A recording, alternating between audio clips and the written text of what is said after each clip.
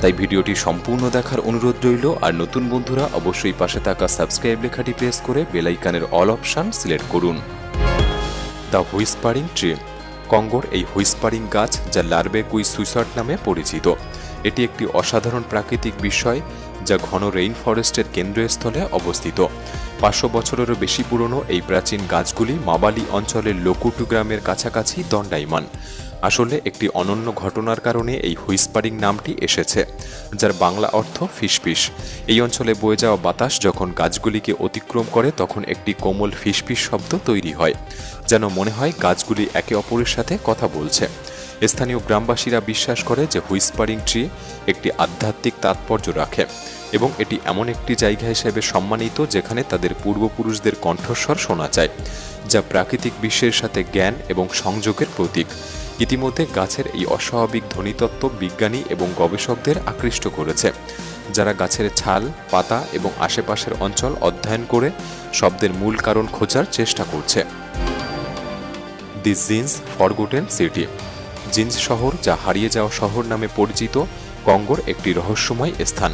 এর সঠিক অবস্থান অজানা, তবে এটি বিরুঙ্গা অঞ্চলের কেন্দ্রস্থলে অবস্থিত বলে মনে করা হয়। স্থানীয় কিংবদন্তি এবং ঐতিহাসিক বিবরণ থেকে বোঝা যায় যে এটি একসময় সম্পদ এবং উন্নত প্রযুক্তিতে ভরা একটি সমৃদ্ধশালী শহর ছিল। জিঞ্জ নামটি প্রাচীন আরবি এবং সোয়াহিলি থেকে এসেছে বলে মনে করা হয়, যার অর্থ ব্ল্যাক বা কালো, যা সম্ভবত কালো চামড়ার মানুষদেরকে বোঝায়।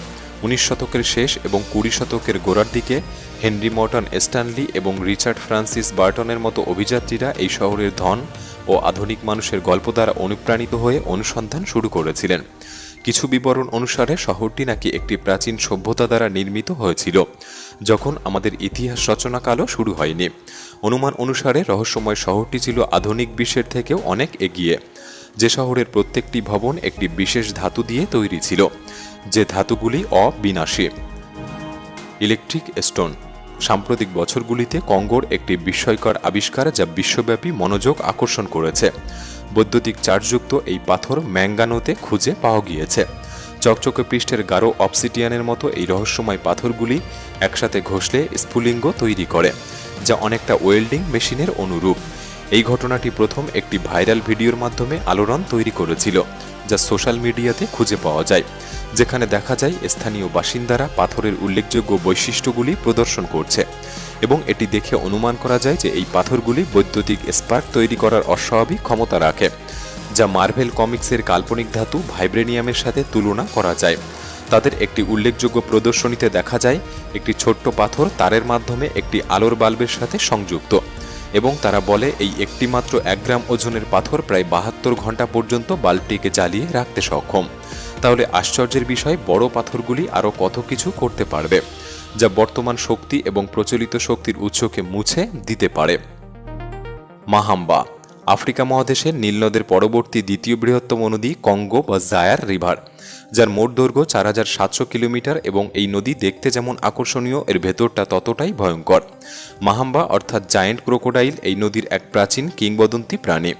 দৈত্যাকার এই নদীর দানব বহু শতাব্দী ধরে স্থানীয় এবং অভিযাত্রীদের আগ্রহকে আরও বাড়িয়ে তুলেছে। বৈজ্ঞানিক গবেষণা অনুসারে মাহাম্বা 50 ফুট পর্যন্ত লম্বা হতে পারে, যা একটি কুমিরের চেয়েও অনেক বড়। এরা নদীতে লুকিয়ে থাকা প্রাণী এবং নদীর উপর থেকে অতিক্রম হওয়া নৌকা যাত্রীদের জন্য ঘাতক জানোয়ার। তবে মাহাম্বার অস্তিত্ব নিয়ে কয়েক দশক ধরে আলোচনা করা হয়েছে এবং কঙ্গো নদী ও উপনদীর তীরে বসবাসকারী মানুষদের কাছে জিজ্ঞাসাবাদ করা হয়েছে, যাদের থেকে জানা যায় মাহাম্বা শুধুমাত্র একটি পৌরাণিক প্রাণীর গল্প নয়।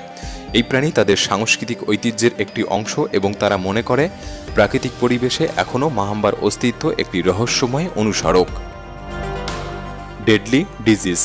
গণপ্রজাতান্ত্রিক কঙ্গো কয়েক বছর ধরে বিশ্বের সবচেয়ে মারাত্মক রোগের আতুরঘর হিসেবে দেখা গিয়েছে, যার মধ্যে হাম, পোলিও, ম্যালেরিয়া, ইবোলা, কোভিড-19 মতো রোগ এখানকার জাতিকে প্রায় ধ্বংস করে দিয়েছে, যে রোগের ফলে দেশের স্বাস্থ্যসেবা ব্যবস্থায় প্রচুর চাপ সৃষ্টি করেছে, যা ইতিমধ্যে সীমিত সংস্থান এবং অবকাঠামো নিয়ে লড়াই করছে। যেমন পূর্ব কঙ্গোতে 2018 থেকে 2020 সালের মধ্যে ইবোলা রোগ ছিল বিশেষ বিধ্বংসী। এটি উত্তর কিভু এবং ইটুরি প্রদেশের মতো অঞ্চলগুলিকে প্রভাবিত করেছিল, যে কারণে 2200 জনেরও বেশি মৃত্যু হয়েছে।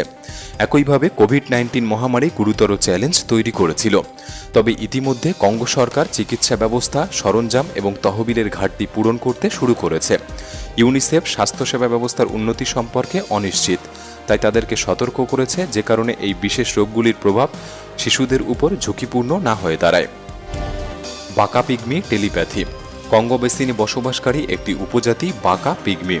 এই গোষ্ঠী দীর্ঘকাল ধরে গবেষকদের মুগ্ধ করেছে তাদের অনন্য দক্ষতার মাধ্যমে। তারা টেলিপ্যাথিক যোগাযোগ করতে পারে, যা বিজ্ঞানের চিন্তাভাবনায় একটি কল্পকাহিনী এবং অলৌকিক ঘটনা। তবে বাকা গোষ্ঠী অধ্যয়নরত কিছু নৃবিজ্ঞানী ঘটনাটি পর্যবেক্ষণ করেছে যে এরা সত্যি কথা না বলে বা অঙ্গভঙ্গির মতো প্রচলিত পদ্ধতি ব্যবহার না করে যথেষ্ট দূর থেকে নীরবে তাদের তথ্য বিনিময় করতে পারে। এই টেলিপ্যাথিক বিনিময় প্রধানত তারা শিকার বা জরুরি বৈঠক চলাকালীন সময় ব্যবহার করে থাকে, যখন নিস্তব্ধ থাকাটা বেশি গুরুত্বপূর্ণ। বাকা সম্প্রদায় এই ক্ষমতাকে তাদের অরণ্য আত্মার সাথে গভীর সংযোগের ফল হিসেবে দায়ী করে। তারা বিশ্বাস করে অরণ্য তাদেরকে এই উপহার দিয়েছে। গবেষকরা এই অনন্য যোগাযোগ পদ্ধতির মূল কারণ বোঝার লক্ষ্যে বছরের পর বছর বিভিন্ন গবেষণা চালিয়ে গিয়েছে, কিন্তু এখনও এই গবেষণার কোনো ফল বার করতে পারেনি। কেউ কেউ মনে করে বাকা জনগোষ্ঠীর শারীরিক গঠন যদিও মানুষের মতো, তবে এরা মানুষ নয়। আবার কেউ বলে প্রকৃতির সাথে দীর্ঘদিন থাকার কারণে তাদের এই অভিব্যক্তি প্রকাশ পেয়েছে এবং তারা অনন্য ক্ষমতার অধিকারী হয়ে উঠেছে। দি মিস্টেরিয়াস ফুটপ্রিন্ট।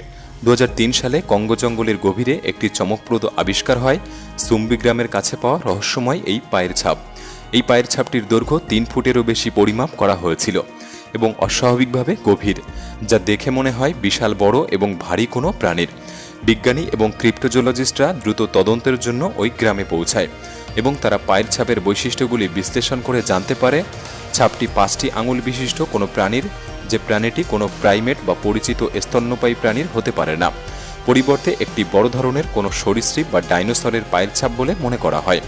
2003 সালে এই ঘটনাটি ব্যাপক সাড়া ফেলেছিল এবং প্রচুর বিশ্লেষণ ও বিতর্কের জন্ম দিয়েছিল। সুতরাং এই রহস্যময় ছাপটি আজও অমীমাংসিত রয়ে গিয়েছে। দি জায়েন্ট স্নেক। 1959 সালে বেলজিয়ান কঙ্গোতে এই দৈত্যাকার সাপের একটি অসাধারণ দৃশ্য মানুষকে অবাক করে দিয়েছিল। রেমি ভ্যান লিয়ার্ডে এবং একজন বেলজিয়ান পাইলট কাটাঙ্গা প্রদেশের উপর দিয়ে উড়ে যাওয়ার সময় তিনি এবং তার পাইলট নিচের জমিতে একটি অসাধারণ প্রাণী দেখতে পান, যা কোনো সাধারণ সাপ ছিল না। রিপোর্ট অনুসারে এটি প্রায় 50 ফুট লম্বা, যা যে কোনো পরিচিত প্রজাতির আকারকে ছাড়িয়ে যাবে।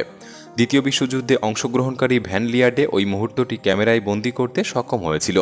সাপটিকে একটি বিশালাকার অজগর বলে মনে করা হয়েছিল, যে 10 ফুট উঁচুতে তার মাথা তুলে মাটিতে শায়িত ছিল। সাপের এই আচরণটি আক্রমণের ঠিক আগের মুহূর্ত বলে বিশ্বাস করা হয়েছিল। সুতরাং সাপটি হয়তো তাদের হেলিকপ্টারকে শিকার ভেবেছিল, যে মুহূর্তটি তারা ক্যামেরায় বন্দী করে। কাওয়েনা কেভ অব পেইনফুল ডেথ।